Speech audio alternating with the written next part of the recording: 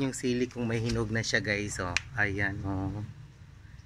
Ayan, nahinog na siya. May hinog na siya, isang piraso pa lang. Pero ang dami niyang bunga guys. Ito bunga yan siya. Ayan, bunga. Dami niyang bunga talaga. Pero isa pa lang yung nahinog niya. Tuwang-tuwa naman ako. Ayan, oh. Hinog na siya.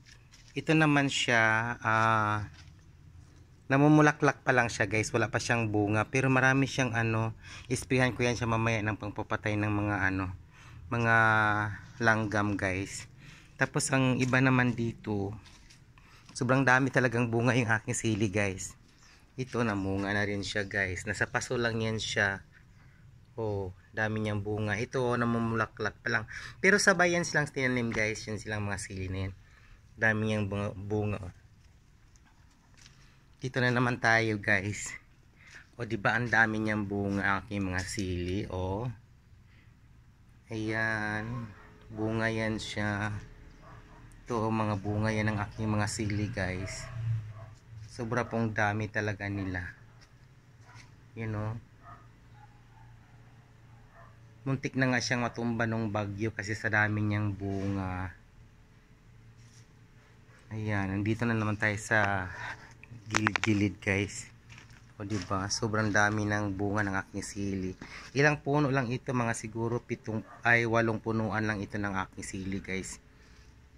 Na hindi na ako bibili ng mga sili pag nagkakaroon ako ng nagkikinilaw ako. Kasi marami na akong sili at makabenta pa ako nito guys. Tamang-tama, baka medyo magmahal din ang mga sili. May mabenta ako. Ay, meron na rin siyang malapit na mahinog guys. Oh.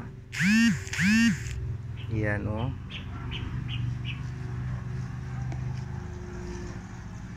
Dito lang yan sa likod ng aming bahay guys. Ito yung mga tinatanim ko dati na pinapakita ko sa inyo.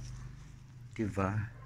Malapit na rin siyang mahihinog yung iba guys dito. Meron na rin siyang medyo mapula-pula na. Dito tingnan ko. Oo, marami na nga siyang bunga. Tsaka marami pa siyang mga guys, mga bulaklak. Sobrang dami niyang mga bulaklak. Ayan oh. Dami niyang bunga guys. Ang daming bunga ng aking sili.